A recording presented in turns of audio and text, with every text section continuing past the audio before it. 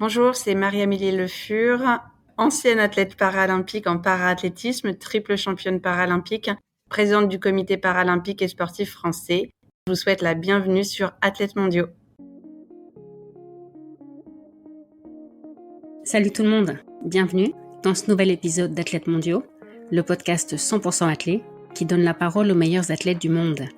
Cette semaine, je reçois Marie-Amélie Le Fur, triple championne paralympique d'athlète, à Londres en 2012 sur 100 mètres et à Rio en 2016 sur 400 mètres et en saut en longueur. Alors qu'elle faisait déjà de l'athlète, Marie-Amélie est victime d'un accident de scooter en 2004 et doit être amputée de la jambe gauche, sous le genou. Elle reprend la course à pied quelques mois plus tard et se forge au fil des années l'un des plus beaux palmarès du sport français. Marie-Amélie a pris sa retraite sportive après les Jeux de Tokyo. Elle est désormais présidente du comité paralympique et sportif français, succédant ainsi à Emmanuel Assmann. Dans cet épisode, Marie-Amélie a souhaité nous parler, au-delà de son parcours personnel, des enjeux des Jeux paralympiques de Paris 2024 et des leviers de développement du para-athlé et du parasport en général. Bonne écoute. Bonjour Marie-Amélie, bienvenue sur le podcast. Bonjour Mathilde, bonjour à tous. On enregistre cet épisode le 13 février 2024. Les Jeux paralympiques et olympiques approchent lentement mais sûrement. Ton quotidien ressemble à quoi en ce moment ? Alors effectivement, aujourd'hui, on est à un peu moins de 200 jours de la cérémonie d'ouverture des Jeux paralympiques. Et mon quotidien, il se partage entre plusieurs réalités. Celle d'être dans le temps très opérationnel, où en fait, la livraison des Jeux, elle est demain. Et donc nous, dans la responsabilité qui est la nôtre, c'est-à-dire d'accompagner la délégation, les athlètes, on doit vraiment être sur la finalisation de nos dispositifs. Donc j'ai envie de dire que sur le volet haute performance, on est vraiment sur la gestion des derniers petits détails, de bien gérer toutes les accréditations, tout ça, voilà. Donc ça, c'est de notre responsabilité. Et puis on a un autre travail qui, lui, est beaucoup plus sur le temps long, beaucoup plus en prise de hauteur. Et c'est de créer finalement les conditions de l'héritage de ces Jeux paralympiques. Ça fait 6 ans qu'on y travaille. On va continuer à y travailler derrière les Jeux.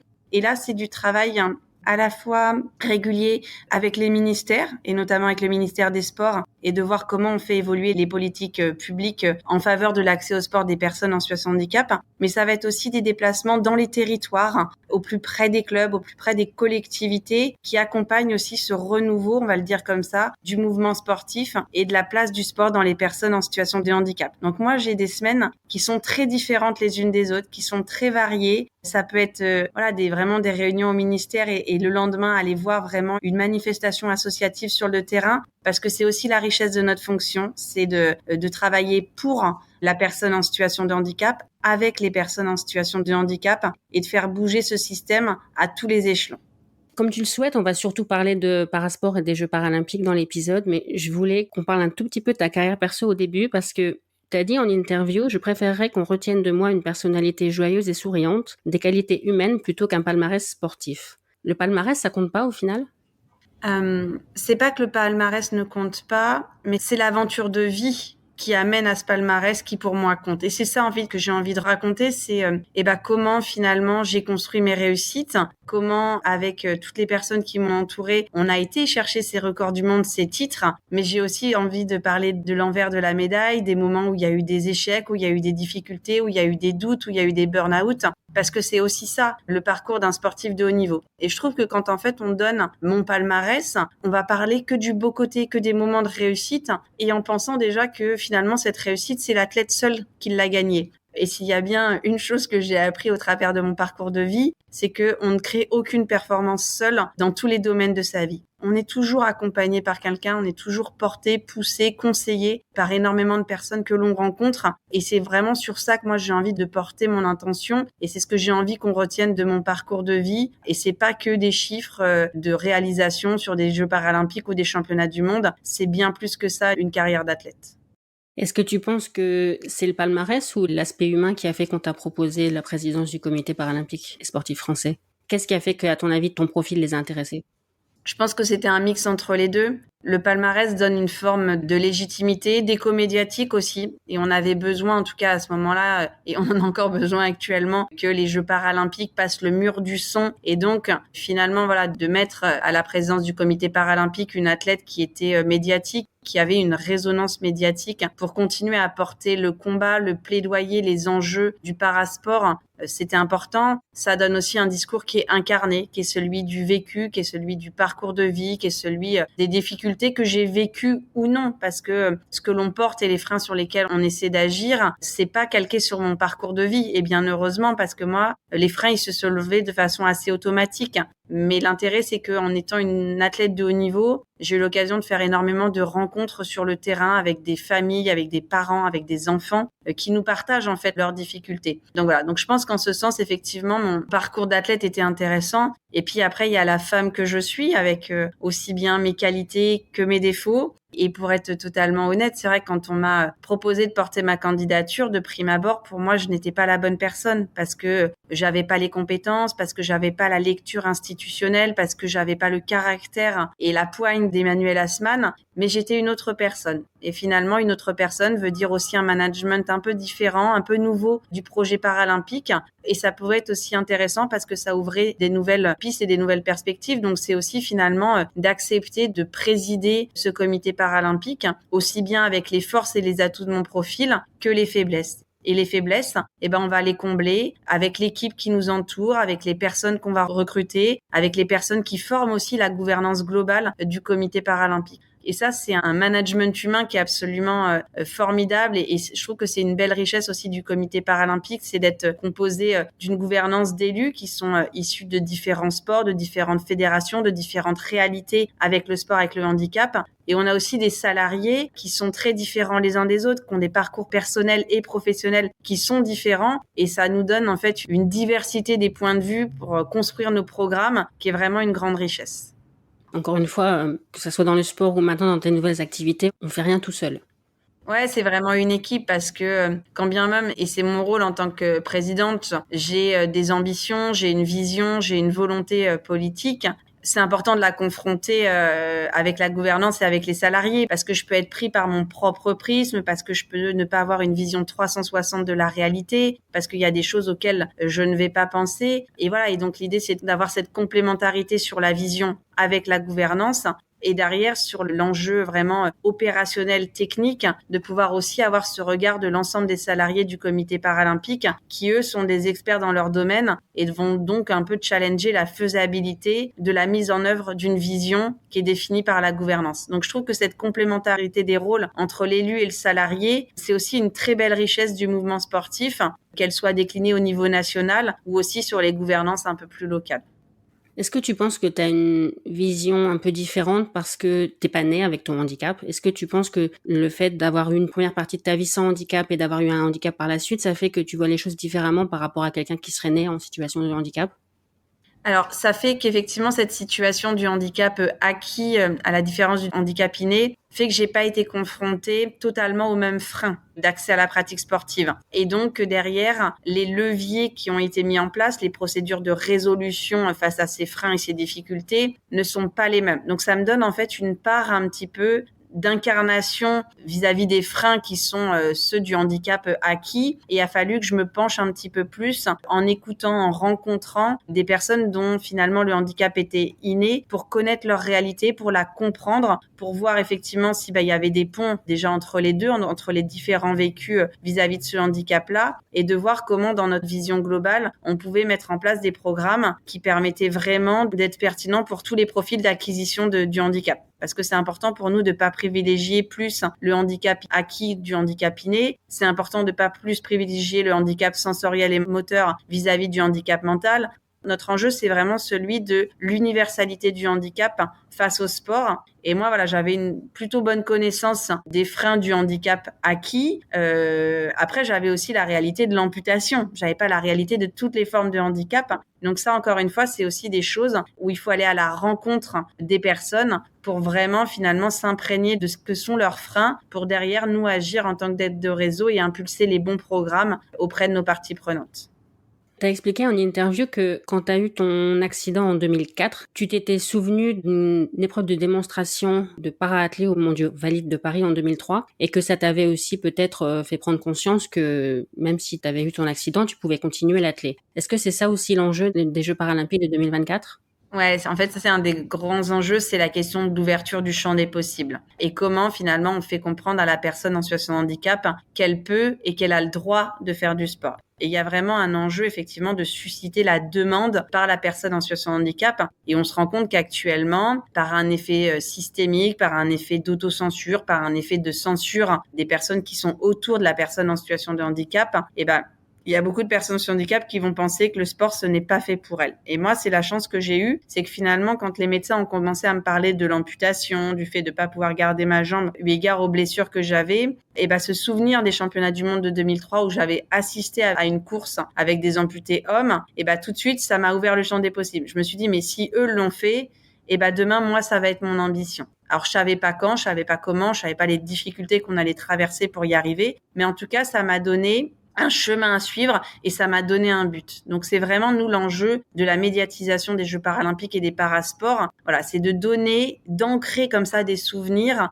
auprès des personnes en situation de handicap, des souvenirs très positifs, des souvenirs qui ouvrent le champ des possibles. Et il y a aussi un enjeu un peu plus supra, on va dire comme ça, sur la médiatisation des parasports, c'est aussi l'impact que ça peut avoir dans la relation des Français à la situation de handicap. Et quand on parle en fait du handicap dans le champ des Jeux paralympiques, on est sur une sémantique qui est beaucoup plus positive, sans aller jusqu'à celle de l'héroïfication du sportif paralympique, parce qu'il faut trouver un entre-deux. On est vraiment sur une sémantique du dépassement de soi, de l'engagement, de la performance, qui est la sémantique du sport à la base. Et là, on l'applique à des personnes en situation de handicap. Donc ça permet aussi finalement d'ouvrir tout un nouveau champ de perspective qui détermine que la personne en situation de handicap, ce n'est pas que une situation de handicap, c'est aussi des compétences, des capacités, mais nourries par une forme de différence. Moi, mon engagement dans l'athlé, il a commencé en 2002, au Mondiaux Para de Villeneuve-d'Ascq. À l'époque, on disait handisport. C'est un terme qu'on n'utilise plus maintenant. En fait, Handisport est une fédération qui va mettre en place un peu plus d'une vingtaine de sports à destination des personnes en situation de handicap moteur et sensoriel. Donc, la sémantique de handisport, elle existe encore, mais c'est comme si on disait finalement tennis, tir à l'arc, voilà. C'est une fédération qui va avoir plusieurs disciplines et en son sein, effectivement, on va retrouver des sports tels que la paranatation, le paraathlétisme, le paratennis de table. Après, on a d'autres fédérations maintenant qui sont engagées, l'aviron, le tir à l'arc, voilà. Et donc, pour caractériser le sport qui est accessible à la personne en situation de handicap, on va rajouter le mot para devant, généralement, para tir à l'arc, para tir sportif. Voilà, ça permet de rappeler que c'est un sport qui a lieu en parallèle et qui est à destination des personnes en situation de handicap. Et donc, pour finalement arriver à englober toutes ces fédérations, toutes ces pratiques sportives, toutes ces personnes en situation de handicap, on a une sémantique tête de réseau qui est la notion de parasport. Je vais le dire comme ça. Quand vous parlez de parasport, vous êtes totalement inclusif.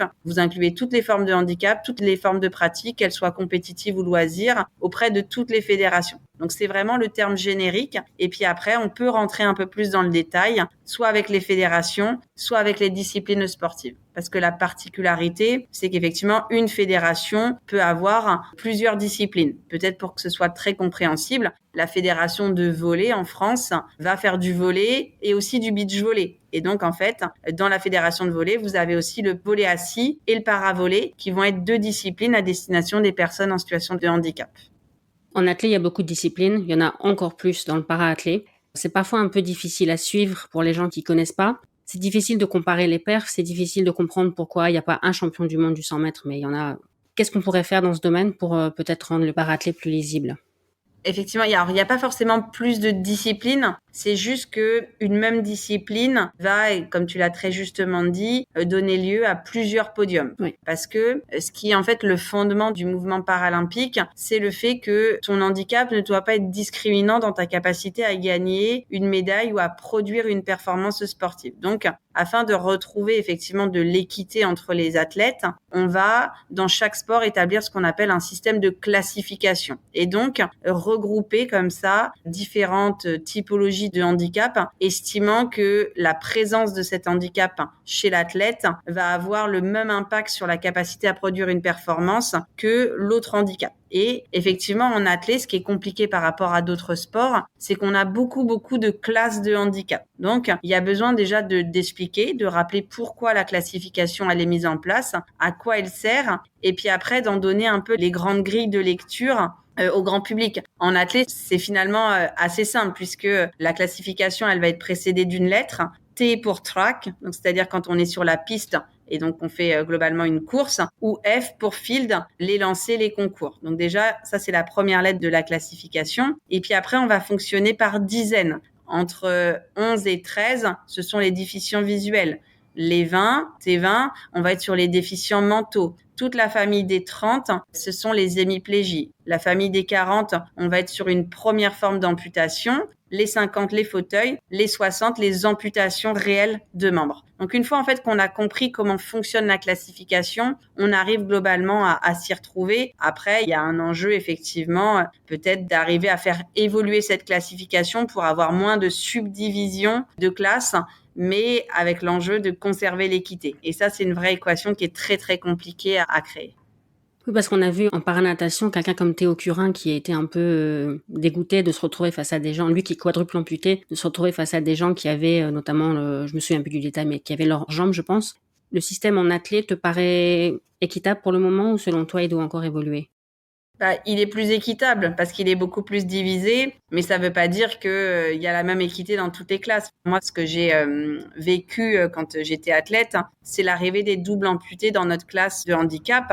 Et c'est vrai que dans la vie de tous les jours, être double amputé va amener plus de freins et de complexité à la personne. Mais dans le champ sportif, ça va s'inverser. Une fois que le double amputé, en fait, il est lancé, ils ont des vitesses de pointe que nous ne pouvons pas atteindre, nous, amputés unilatéraux. Et donc, il y a un vrai différentiel de performance. Sauf que derrière, il y a aussi un enjeu de densité. Et on peut pas avoir pour chaque handicap, pour chaque situation, une classification parce que sinon, on aurait 2 personnes au départ d'une compétition et ça aurait pas de sens. Donc, c'est vraiment d'arriver, à trouver ce juste équilibre entre ce qu'a vécu et ce qu'a ressenti Théo puisqu'on a regroupé comme ça des formes de handicap. Mais on a estimé que la différence entre les deux, elle était suffisamment faible. Quand je dis 11, c'est le système international. Le système international a estimé que la différence, elle était suffisamment faibles pour pouvoir les faire concourir ensemble. On est trop subdivisé et du coup, ça apporte une totale incohérence sur la densité de pratique. Puis après, moi, je pars d'un principe que les classifications, en fait, elles sont révisées chaque année après les Jeux, l'année après les Jeux, et que quand, en fait, tu te lances dans ta préparation pour les Jeux paralympiques, globalement, tu connais la règle qui va s'imposer à toi. Et donc, quand moi, j'ai fait le choix de continuer ma carrière sportive, après l'arrivée des doubles amputés à Londres, je savais très bien qu'en 2016, il y aurait de nouveau ces doubles amputés. Donc, c'est comment moi, j'intègre cette information, comment j'ajuste ma préparation, mon objectif par rapport à l'arrivée des doubles amputés. Voilà. Donc, c'est aussi prendre conscience de la règle, en prendre connaissance, en prendre acte en tant que sportif et derrière manager sa performance par rapport à cette nouvelle réglementation qui est rentrée en jeu. En sachant que t'as pas le choix, tu peux pas... Non. Après, j'avais le choix de faire une autre discipline, j'avais le choix de partir dans un autre sport. Mais effectivement, cette classification, elle s'imposait à moi. C'était une donnée d'entrée de notre préparation. Et donc, c'est aussi pour ça que moi, à partir des Jeux de Rio, je me suis plus concentrée sur la longueur. Parce que en longueur, en fait, l'équité, elle était encore à peu près possible sur cette discipline-là, beaucoup plus que sur le 200 mètres ou le 400 mètres. Sur le 100 mètres, ça allait encore? Sur le 100 mètres, oui, on a globalement une égalité de performance. Ok. Ça ressemble à quoi le processus de classification? Quand un athlète doit se faire classifier, c'est quoi les étapes? Alors, il y a différentes étapes. C'est un processus qui est quand même assez complexe, assez médical. Donc, il y a déjà un dossier pour prouver la présence de la situation de handicap qui va être à remplir, qui va être à donner au niveau de la fédération internationale. Puis après, vous allez passer devant ce qu'on appelle un panel. C'est des classificateurs qui ont été formés et donc qui vont vérifier la présence de la situation de handicap et mesurer effectivement comment cet handicap s'exprime et choisir en fonction de ce qu'ils ont observé dans quelle classification vous pouvez concourir. Et généralement, pour confirmer cette classification, on va passer devant un autre panel lors d'une autre compétition. Et là, vous pouvez avoir plusieurs statuts. Soit vous êtes un statut confirmé parce qu'on estime que de toute façon, votre handicap, il n'évoluera pas. Donc, hormis changement de la règle, il n'y a pas de raison que vous changiez de catégorie de handicap. Soit possiblement, vous êtes sur une forme de handicap qui peut évoluer. Et donc là, vous allez être ce qu'on appelle review, c'est-à-dire on va vous demander de repasser en classification, généralement tous les 4 ans, pour vraiment être dans un dispositif de classification qui correspond à l'expression de votre handicap autenté. Tu me corriges si je me trompe, mais toi, avant ton accident, tu faisais plutôt du demi-fond? Oui. Et tu as dû descendre sur les distances inférieures parce qu'il n'y avait pas de demi-fond dans ta catégorie de handicap. Exactement. Comment c'est décidé ça? C'est toujours un enjeu de quelle discipline j'ouvre pour quelle densité de pratique. Et comme on est très subdivisé, si en plus, et c'est la particularité de l'athlé, on ouvre toutes les disciplines pour toutes les typologies de handicap, on n'aura pas suffisamment de densité. Donc le choix qui a été fait, c'est d'ouvrir un nombre restreint de disciplines dans chaque catégorie de handicap pour vraiment massifier la densité, pour que ça ait une cohérence d'un point de vue mondial en termes de recherche de performance, en termes de haut niveau et de densité de pratiquants. Et donc de fermer certaines disciplines pour ces mêmes catégories de handicap. Donc généralement, on va avoir un sprint court, un sprint long, un concours, un lancer. C'est généralement comme ça que c'est pensé. Bon, ça c'est une règle de base, mais après elle va vraiment être ajustée. Par exemple, en fauteuil, il y a une telle densité de pratiquants qu'on a beaucoup plus de disciplines. Ils vont avoir quasiment toutes les courses, du 100 mètres au marathon et pas mal de lancers aussi à leur disposition. Moi, dans ma catégorie de handicap, ça a fluctué d'une année sur l'autre, d'un jeu à l'autre. Mais globalement, il reste le 100 mètres, le 200 mètres, le saut en longueur et des lancers. Donc on a quelques panels de disciplines qui nous sont ouverts. Et après, moi, le choix auquel j'ai dû être confrontée, c'est soit je continuais ma discipline de cœur, qui était le 800 mètres, mais par contre, je me plafonnais au championnat de France parce que je pouvais pas aller plus haut. Oui. Soit je décidais de changer de discipline sportive sur un temps donné, pendant que j'étais en carrière de haut niveau, pour pouvoir m'ouvrir l'opportunité des Jeux paralympiques. Encore une fois, tout ça, c'est une question de choix. On vous présente la règle et après, vous adhérez ou vous adhérez pas et vous organisez en conséquence. En parathlé, il n'y a pas de perche? Non, pas de perche, pas de haie, du triple saut à la marge. Je suis pas sûre qu'il y en ait encore. On n'a pas de lancer de marteau. Voilà, on a effectivement certaines familles de disciplines qui n'existent pas du tout. En tout cas, certaines disciplines qui n'existent pas. On va pas avoir les épreuves combinées. J'aurais bien aimé, mais c'est des disciplines en fait qui ont existé à un temps. Mais dès l'instant que le mouvement paralympique, il a voulu vraiment pousser les athlètes à se professionnaliser, à se spécialiser, on a vu le nombre comme ça de disciplines sportives se réduire pour vraiment qu'il y ait une cohérence et qu'on soit confronté à de véritables athlètes de haut niveau qui préparent une discipline, qui s'entraînent comme des athlètes de haut niveau pour cette discipline-là. Et donc ça a nécessité effectivement d'avoir une structuration en réduisant le nombre de disciplines qui étaient disponibles pour toutes les catégories de handicap. Tu parlais de la catégorie 20 tout à l'heure avec les personnes qui ont une déficience intellectuelle. C'est quoi la différence entre ça et le sport adapté? Alors, c'est du sport adapté. C'est la particularité de notre modèle en France, c'est que dans la façon dont s'est construit en fait notre modèle sportif pour les personnes en situation de handicap, on a eu en fait une entrée par famille de handicap. C'est-à-dire qu'on a la Fédération des sourds qui s'est créée. On a une fédération qui s'est créée un petit peu plus pour les paraplégiques qui après s'est ouvert à la globalité du handicap moteur et sensoriel. Et puis d'un autre côté, on a une fédération qui, elle, s'est intéressée beaucoup plus au handicap mental et psychique. Voilà.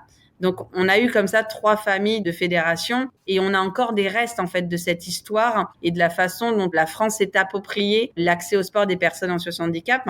Donc maintenant, on a, nous en tout cas à l'échelle du comité paralympique, on a 42 fédérations qui sont membres, donc c'est-à-dire 42 fédérations qui travaillent au quotidien pour avoir en leur sein une politique sportive pour les personnes en situation de handicap et faire en sorte que leur club sur les territoires s'ouvre aux personnes en situation de handicap. Et ça peut effectivement faire que sur certains sports, et notamment l'athlétisme, on est à la fois la fédération handisport qui va être ce qu'on appelle délégataire sur le handicap moteur et sensoriel, mais aussi la fédération du sport adapté qui, elle, va être délégataire sur le handicap mental et psychique. Donc tout ça, ça apporte aussi un petit peu de confusion et c'est aussi un frein un peu à notre développement parce que tant qu'on ne fera pas de la pédagogie sur qui sont les acteurs, qui est en responsabilité et que finalement les parties prenantes avec lesquelles on travaille ne comprennent pas bien notre écosystème, on n'arrivera pas à lever les freins. Donc nous, l'idée, c'est de dire que on travaille avec un écosystème qui a énormément évolué, qui est fait de fédérations spécifiques ou non, qui est fait de fédérations qui travaillent sur la question du haut niveau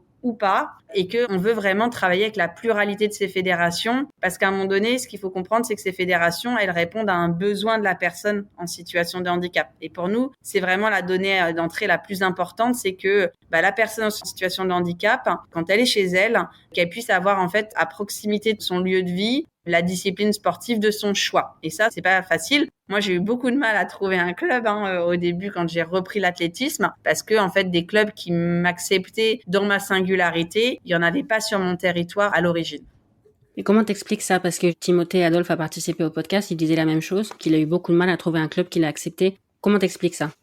Parce que pendant des années, on a cloisonné le handicap. C'était le fonctionnement français. En fait, on a mis les personnes en situation de handicap dans des institutions. Et donc, c'est des mondes qu'on vécu en parallèle. Et donc, le monde du sport, en fait, a répondu à la même chose. Il a développé des clubs spécifiques, mais dans une volumétrie qui n'est pas celle du mouvement sportif dans sa globalité. À un moment donné, le mouvement sportif, il est fort et il offre une pluralité parce que vous avez beaucoup de fédérations qui œuvrent, qui travaillent et qui se sont structurées. Là, nous, à la base, effectivement, les personnes en situation de handicap, elles ne pouvaient aller que vers 2 fédérations qui, en plus, étaient des fédérations qui n'étaient pas forcément toujours très bien identifiées, connues, et donc parfois avec un peu moins de moyens pour se développer et s'étendre sur les territoires. Donc là, il y a vraiment eu une évolution, à la fois des moyens vers les fédérations spécifiques, mais aussi d'ouverture des fédérations ordinaires, homologues, olympiques.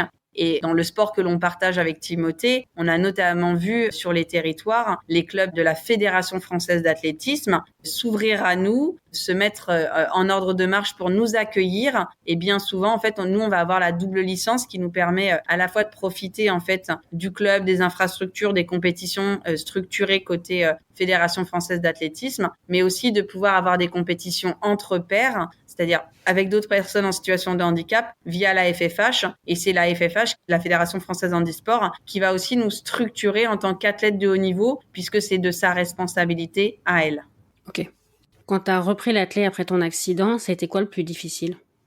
L'incertitude. Je pense que c'est ça, en fait. On est plongé au début dans un monde de l'incertitude où globalement, on a une volonté, on a une ambition, mais on ne sait pas vraiment comment y arriver. Donc derrière, il faut arriver à rencontrer les bonnes personnes pour trouver un club, trouver un entraîneur, trouver du matériel sportif, avoir les capacités de le financer. Oui. Voilà. Après, moi, la chance que j'ai eue, c'est vraiment d'avoir des parents qui ont été très, très moteurs et proactifs dans cette reprise du sport, ce qui a permis très rapidement d'identifier, notamment sur notre territoire, le réseau handisport et vers quel club je pouvais me tourner pour faire de la pratique sportive. On a rencontré très rapidement le bon entraîneur, c'est-à-dire que moi, j'ai choisi de m'entraîner avec mon entraîneur des jeunes sapeurs-pompiers parce que il avait pas de compétences en lien avec le handicap, mais il avait cette capacité de relever le défi, d'apprendre, Oui. d'aimer être challengé. Et finalement, lui, la nouvelle situation ne lui faisait pas peur. Donc, il était capable d'intégrer ma singularité, de travailler avec ça pour m'aider à progresser.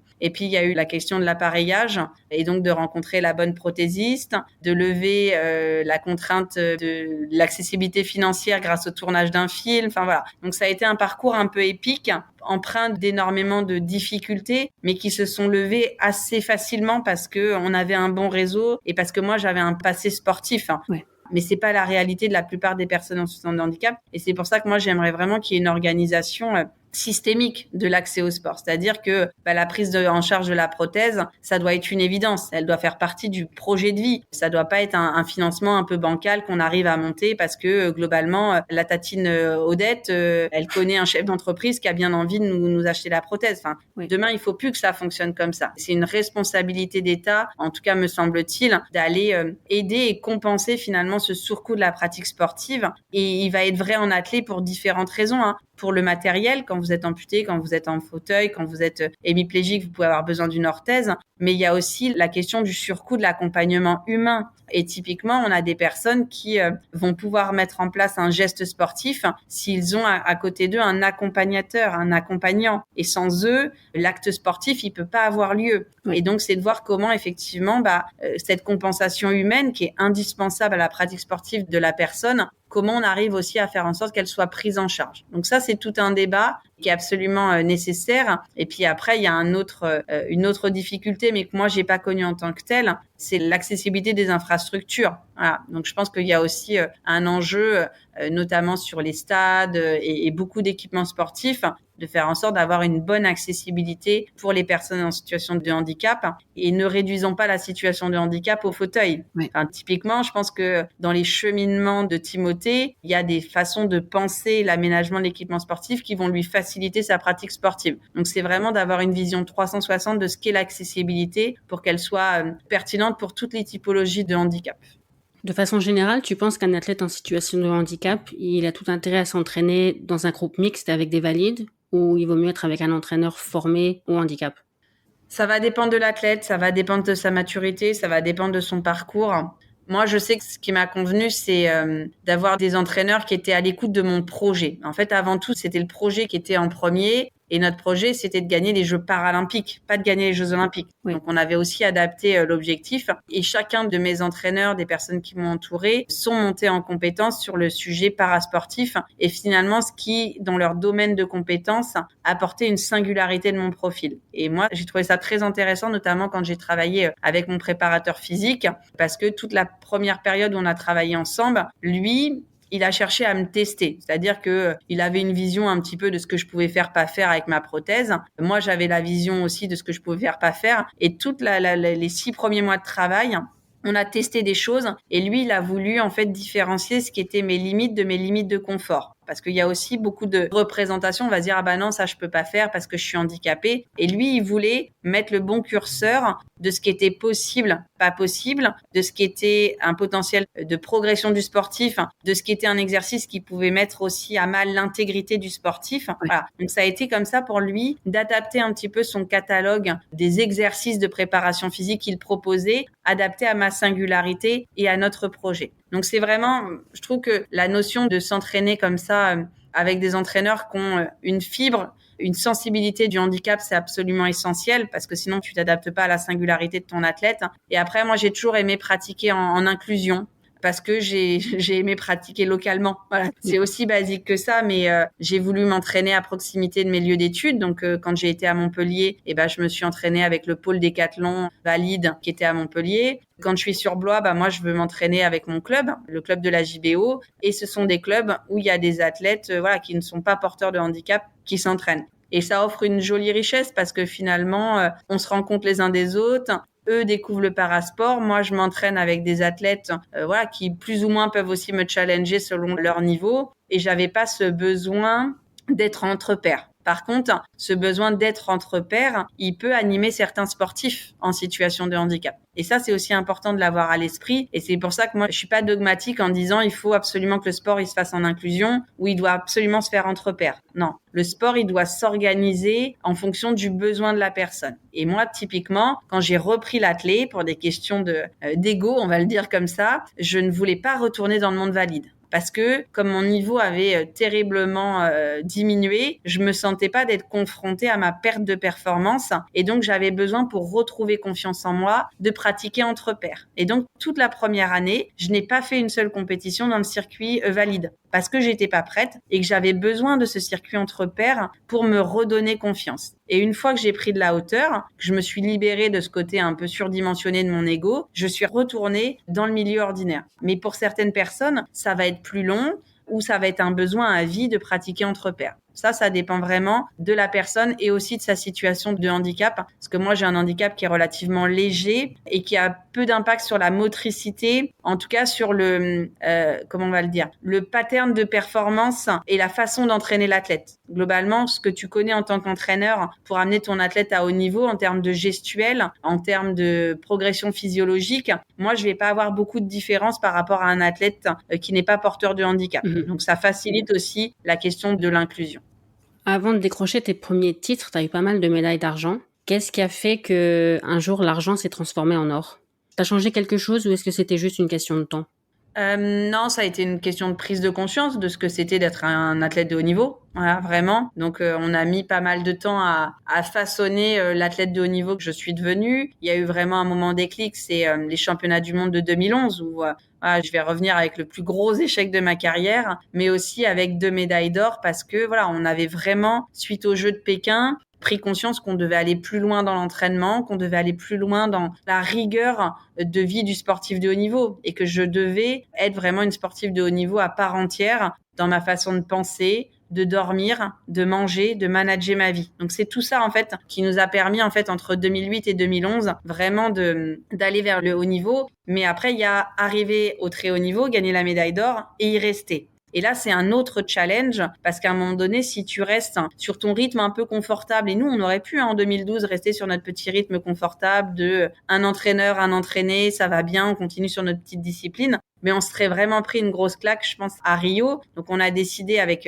Cyril, qui était mon entraîneur, de prendre de la hauteur, de modifier notre façon de s'entraîner, de se mettre dans une situation d'inconfort, de renouveau, d'intégrer beaucoup plus la situation de handicap dans la façon de s'entraîner aussi. Parce que pendant des années, en fait, Cyril, il m'a entraîné comme une athlète de haut niveau, estimant que pour progresser, je devais progresser sur les mêmes filières physiologiques et techniques qu'une athlète valide. Et ça a bien marché. Sauf qu'au bout d'un moment, on avait un peu épuisé cette filière-là. Donc, il a fallu en trouver une nouvelle. Et là, on s'est dit, tiens, on va conscientiser un petit peu plus la prothèse. On va faire plus d'analyse scientifique pour choisir la bonne prothèse. On va peut-être un peu plus adapter le geste sportif, notamment sur le cycle de course, mais aussi sur la façon de prendre la prise d'appel en longueur pour que ce soit adapté à la singularité de ma prothèse. Donc ça, en fait, c'est vraiment des choses sur lesquelles on a cheminé dans le temps. On a rajouté de la préparation physique, on a rajouté de la préparation mentale. Donc on a vraiment construit toutes les briques du sportif de haut niveau progressivement. Et ça explique pourquoi il y a eu cette montée en puissance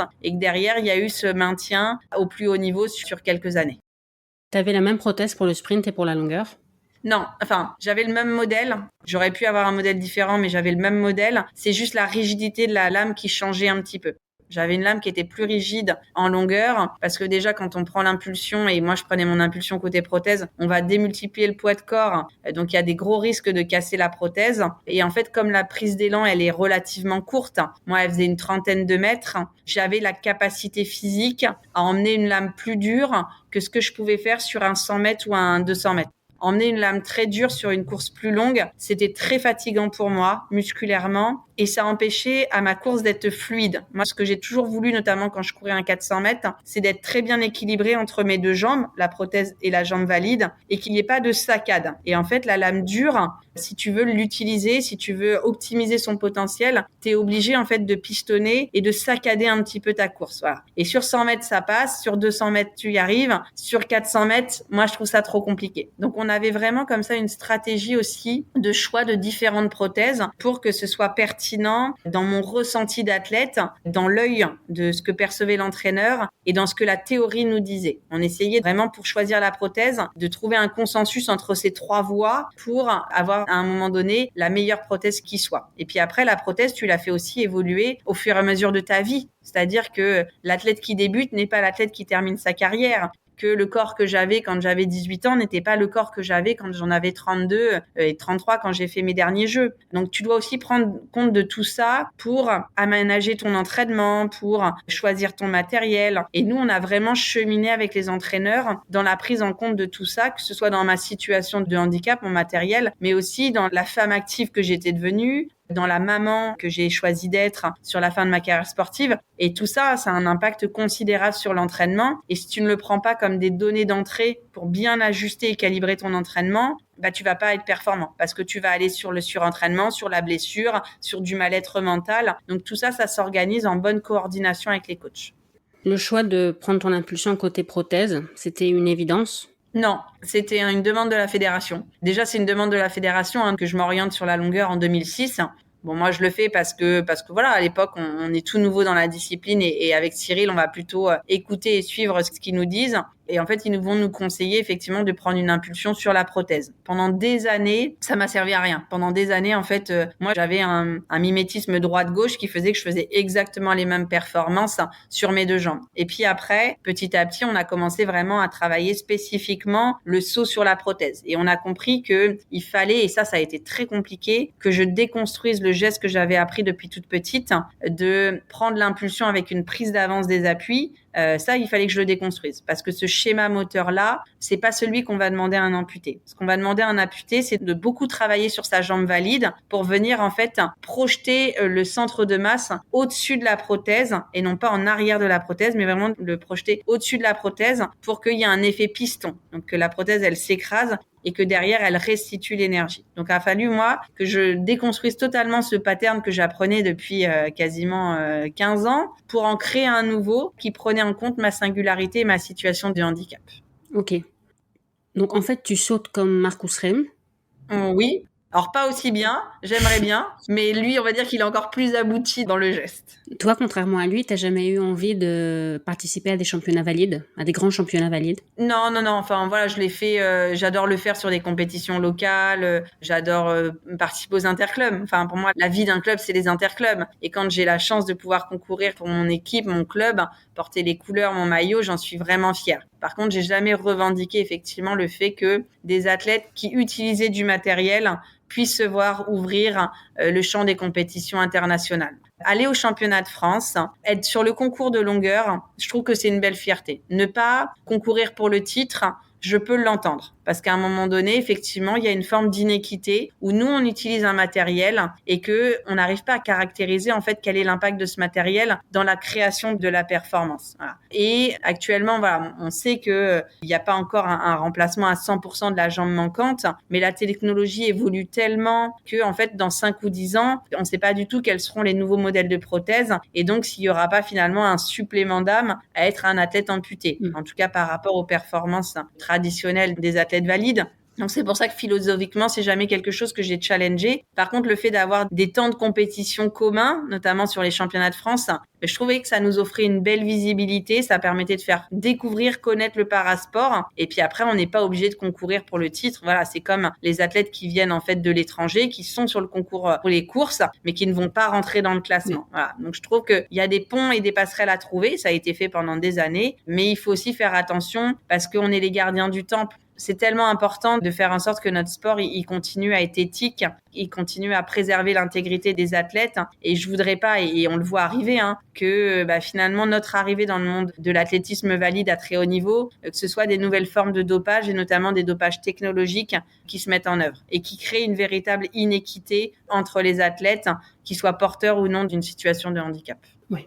Et quelqu'un comme Marcus Reim permet quand même de donner de la visibilité aux para-athlètes, parce qu'il pourrait limite être le premier à 9 mètres, le premier homme à sauter 9 mètres, ce qu'aucun valide n'a jamais fait. Le para-athlète a besoin d'athlètes comme lui. Ouais, le para-athlète a besoin d'athlètes comme lui. Et moi, j'encourage tous les auditeurs à venir voir Marcus Reim sauter cet été et passer les 9 mètres à Paris. Enfin, sincèrement, c'est voilà. Mais je pense que très peu de Français connaissent Marcus Reim. Alors que c'est un athlète absolument extraordinaire, qu'il y a une technicité sportive qui est formidable. Il reste très peu connu. Il est connu par le microcosme de ceux qui s'intéressent au para-athlétisme. Je suis même pas sûre que dans le champ paralympique, nous, tous nos athlètes de la délégation le connaissent. Et pour autant, il fait vraiment des performances extraordinaires. Donc là, on touche à un autre enjeu qui est celui de la notoriété globale des parasports. Et j'espère vraiment que ces Jeux paralympiques l'année prochaine vont pouvoir vraiment mettre en lumière ce qu'est la beauté des parasports, ce qu'est la beauté des Jeux paralympiques. Enfin, sincèrement, quand on aime le sport, on va aimer le parasport. Quand on aime l'athlète, on va aimer ce qu'on va vivre en para-athlétisme. Après, voilà, la classification, il y aura des supports, on pourra la comprendre. Mais franchement, venez dans le stade parce que vous allez vraiment vivre des émotions extraordinaires. Et puis très vite, en fait, vous allez plus être face à des athlètes en situation de handicap. Vous allez être face à des disciplines d'athlétisme que vous connaissez, que vous aimez, qui vous font vibrer. Et c'est pas la présidente, c'est pas l'athlète qui vous dit. C'est des témoignages que nous, on a reçus de gens qui nous ont dit, voilà, au début, c'est vrai que je voyais le handicap. Puis après, j'ai vu le sport, j'ai vu les sportifs et j'ai vibré, j'ai crié. Voilà. Donc il faut vraiment que les Français jouent le jeu de venir aux Jeux paralympiques pour découvrir notre univers et voir à quel point il est puissant en termes de valeurs et de transmission d'émotions. Et tu vois, encore hier, je voyais Arnaud Assoumani dans une émission et le journaliste lui disait qu'il préparait ses 6e JO. Ouais. Toi, on a dû te dire aussi plein de fois que tu étais championne olympique, que tu avais fait les Jeux olympiques. Le pire, c'est... Alors, qu'on me dit JO, je vais reprendre. Et le pire du pire derrière, c'est quand les gens... Oui, mais pour nous, c'est la même chose. Oui, mais en fait, factuellement, ce n'est pas la même chose. Et tant que vous gommerez la sémantique des Jeux paralympiques, eh ben, ils trouveront pas leur notoriété. Et non, c'est pas la même chose. Parce que oui, il y a des valeurs qui sont communes. Oui, c'est le même dépassement de soi, c'est le même engagement. Mais c'est deux événements qui sont différents, qui apportent pas la même chose, qui n'ont pas le même impact sur la société. Et moi, quand on dit championne olympique, non, je suis championne paralympique et fière d'être championne paralympique. Parce que ça porte aussi des valeurs différentes, ça porte un engagement sociétal, ça porte aussi toute une communauté vers le haut. Donc moi, je suis très attachée à la sémantique. Je milite pour vraiment qu'on reprenne et qu'on défende la présence effectivement de paralympiques, de cette sémantique-là, elle est absolument essentielle. Je pense que c'est dans ton livre que tu dis qu'au moment où tu t'es fait amputer, tu n'avais pas conscience de ce que c'était de vivre en situation de handicap en France. Oui. Depuis 2004, est-ce que les choses ont évolué quand même un peu ? Alors ma prise de conscience, oui, elle a bien évolué. Moi, j'ai bien grandi et j'ai découvert des choses terribles, j'ai découvert des situations terribles. Et en fait, on découvre que de façon directe ou indirecte, on commet tous des incivilités du quotidien parce qu'on méconnaît la situation de handicap. Et en fait, vivre en France quand on est porteur d'une situation de handicap, c'est des incivilités quotidiennes dans la façon dont sont pensés les espaces publics, dans la façon dont est pensée notre école, dans la façon dont fonctionnent nos entreprises. Et tous les jours, en fait, vous prenez ça de pleine face quand vous êtes une personne en situation de handicap. Donc oui, les choses changent. Oui, il y a énormément de choses qui ont bougé depuis 10 ou 15 ans. Mais on est encore loin d'être une société inclusive parce qu'en fait, on le vit pas. L'inclusion, elle se décrète pas, elle se vit au quotidien, elle s'incarne au quotidien. Et c'est vraiment un changement de culture dès le plus jeune âge qu'on doit mettre en place. Et un des leviers qui va être important pour y arriver, c'est celui de la rencontre. Et plus on va avoir une communion de ces deux mondes, plus on va se rencontrer à l'école, plus on va se rencontrer dans le sport, plus on va avoir des moments de culture conjointe entre les personnes qui sont porteuses d'un handicap et ceux qui ne le sont pas, et plus finalement on va arriver à conscientiser l'autre comme un citoyen et pas comme une personne en situation de handicap. Parce que il n'est pas que situation de handicap. C'est avant tout une personne, c'est avant tout un citoyen. Et par la rencontre, ça nous permet de conscientiser, en fait, l'être humain qu'on a à côté de nous. Et donc, de prendre un peu de hauteur et de changer globalement nos comportements. Donc, c'est un peu philosophique quand je parle comme ça. Mais ce qu'il faut comprendre, c'est vraiment que c'est pas qu'une responsabilité des pouvoirs publics, l'inclusion. C'est aussi une responsabilité de nous toutes et nous tous en tant que citoyens dans la façon dont on agit, on pense, on crée des choses, de vraiment toujours se poser la question de est-ce que mon dispositif, finalement, il va être aussi adapté à la personne en situation de handicap. Et si dès le début, on se pose cette question-là, finalement, ça va permettre d'avoir un projet, une méthode qui sera pertinente et qui permettra tout de suite d'être possible, en tout cas accessible à la personne en situation de handicap. T'es triple championne paralympique dans 3 disciplines différentes, 100 mètres, 400 mètres et longueur. Multiple championne du monde, t'es la première amputée sous la minute sur 400 mètres et aussi la première amputée au-delà des 6 mètres à la longueur. Est-ce que c'est ces moments-là que tu retiens ou est-ce que finalement c'est plutôt d'autres moments qui te reviennent à l'esprit quand tu penses à ta carrière maintenant ? Non, forcément, les grands temps sportifs, ils vont revenir. Voilà, c'est ces moments des gros records du monde, quand on franchit une barrière historique, le premier titre paralympique. C'est des moments qui marquent, mais ça se résume pas à tout ça. Enfin, le plus grand temps, c'est le temps qu'on passe à l'entraînement, qu'on passe à peaufiner le geste. C'est les moments où on passe à douter, où on va tout remettre en question, il va y avoir des discussions très philosophiques avec les coachs, où voilà. Moi, c'est toute cette aventure humaine que je retiens qui est absolument extraordinaire. C'est cette capacité, grâce au sport de haut niveau, de m'être vue ouverte des portes qui m'ont permis de découvrir le monde, qui m'ont permis de découvrir notre société, son fonctionnement, de rencontrer énormément de personnes qui ne sont pas des personnes médiatiques, mais pour autant qui ont tellement de choses à dire que voilà, ils nous font prendre de la hauteur et ils nous aident à grandir. Enfin voilà, moi c'est vraiment tout ça que je retiens de mon parcours de vie. C'est les rencontres, c'est les hauts, c'est les bas, et c'est tout le temps en fait qu'on passe à préparer cet objectif-là avec ses forces et ses faiblesses. Et voilà, il y a eu des moments de douleur intense, il y a eu des moments de grande fatigue, et puis derrière il y a eu les moments de bonheur. T'as dit en interview que l'alchimie entraîneur-entraîné était hyper importante. Est-ce qu'il y a eu des moments décisifs dans ta carrière où justement la différence elle s'est faite là ?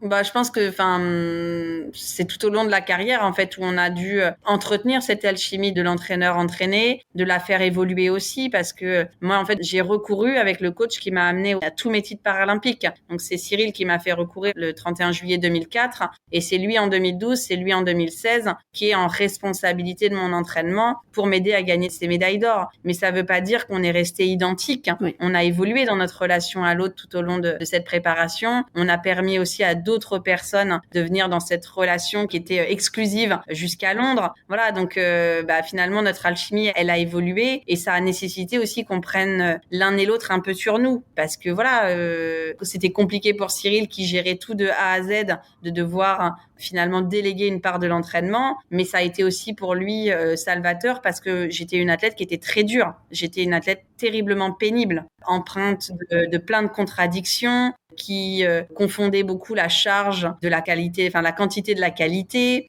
qui était une athlète qui avait des gros déficits de confiance en elle, ce qui fait qu'à l'approche de chaque compétition, je rentrais dans un mood mental qui était très négatif. Voilà, mais c'était mon mode de fonctionnement. Donc Cyril, il y était habitué et donc il avait trouvé des pistes de résolution, mais le fait de pouvoir avoir d'autres personnes qui soient aussi en responsabilité, lui, ça diminuait un petit peu sa charge de gestion de l'athlète complexe que j'étais, mais c'est aussi ça être un athlète de haut niveau. On est aussi des athlètes de haut niveau parce qu'on a aussi des défauts et que on a notre propre toc, on a nos propres dysfonctionnements qui font que ça peut être aussi des moteurs pour notre performance.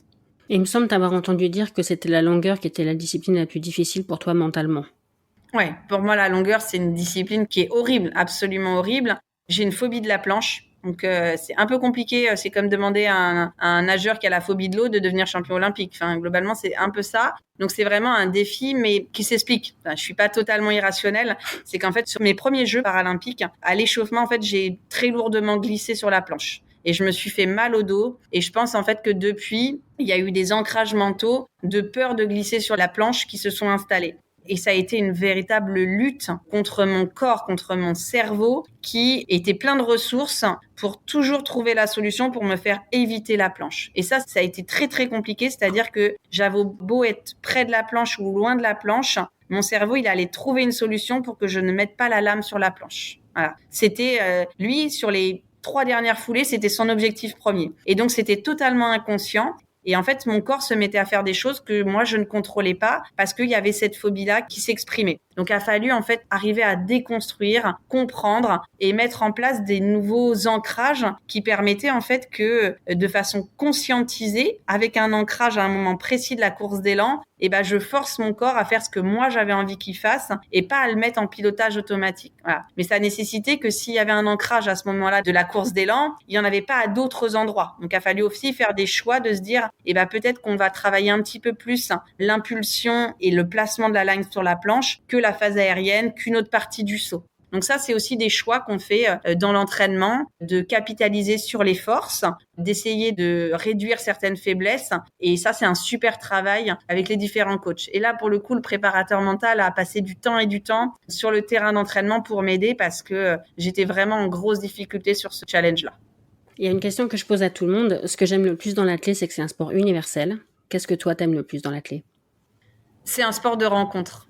Tu vas cheminer sur le stade et tu vas rencontrer des gens qui sont totalement différents les uns des autres, où tu as une pluralité de disciplines qui fait que tout le monde peut trouver sa place. Quelles que soient en fait tes compétences physiques, tes points forts, tes points faibles, quel que soit ton physique en tant que tel, tu peux trouver ta place sur un stade. Donc moi, c'est vraiment cette richesse de la diversité qui est offerte par l'athlète, que ce soit dans le stade, que ce soit dans le hors-stade. Il y a tellement une pluralité des disciplines. Et puis, il n'y a pas un moyen unique de y arriver. Je trouve que, on a tous des formes de courir, de sauter qui sont différentes. Et ça permet finalement à la différence et à la diversité de s'exprimer. Et c'est ça que j'aime bien, moi, dans l'athlète. C'est que t'as pas un profil qui fait que tu dois être comme ça si tu dois réussir. Non. Chez des sprinteurs, il y a des grands, il y a des petits. Il y en a qui sont plus ou moins fins, il y en a qui sont très musculeux. Et en fait, on a quand même une diversité des profils, à la fois dans chaque discipline, mais plus globalement, à l'échelle de ce sport-là, qui en font vraiment une magie et qui le rendent universel. En tout cas, je trouve que c'est un joli reflet de notre société. Oui. Est-ce que tu veux ajouter quelque chose ? J'aurais encore pu te poser beaucoup de questions, mais je vais respecter ton temps. Est-ce que tu as quelques mots de la fin que tu souhaiterais dire ? Non, te remercier l'ensemble des personnes effectivement qui ont écouté ce podcast et vous donner rendez-vous au jeu Vraiment, ça sera un moment magique et c'est un moment qui doit changer notre façon de voir le sport, de construire le sport en France et notamment faire en sorte que derrière, cet enjeu de l'accès au sport des personnes en situation de handicap, il soit beaucoup plus porté et incarné par tous les acteurs en responsabilité. Oui. Et en plus, les billets sont moins chers que pour les Jeux Olympiques, non ? Ouais, on est vraiment sur une billetterie accessible avec des billets d'entrée à 15 €, la moitié des billets qui sont vendus à moins de 25 €. Et il y a aussi des passes sport, c'est-à-dire qu'avec un même billet, tu peux aller sur 2 clusters, soit le cluster de Paris Centre, soit le cluster de Paris Sud. Donc, tu as la possibilité de voir différents sports avec ton billet. Et tu as des billetteries famille. Du billet adulte déclenche 2 billets enfants moins de 12 ans à 10 €. Parce que c'est aussi ça l'enjeu des Jeux paralympiques, c'est d'y venir en famille pour vraiment avoir cette fête familiale et ancrer dans des souvenirs de jeunes, d'enfants, une vision très positive du handicap. Oui. Et qui sait, certains de ces enfants seront peut-être aux Jeux paralympiques dans 10-20 ans. Et oui, ça, on a des athlètes paralympiques qui nous ont témoigné de souvenirs comme ça, effectivement. Merci beaucoup. Merci à toi, Mathilde. Merci Marie-Amélie d'avoir accepté mon invitation. Merci à vous d'avoir écouté l'épisode jusqu'au bout. Je compte sur vous pour acheter vos billets pour les Jeux paralympiques. N'oubliez pas de vous abonner au podcast pour ne pas manquer les prochains épisodes. Laissez 5 étoiles et un commentaire sur Spotify et Apple Podcast et parlez du podcast autour de vous. Ça ne vous prendra que quelques secondes, mais ça peut faire une vraie différence pour l'avenir du podcast. Vous pouvez aussi soutenir le podcast via Tipeee. Tous vos dons, quel que soit leur montant, à partir de 1 €, contribuent aux prochains épisodes. Vous trouverez le lien Tipeee dans les notes.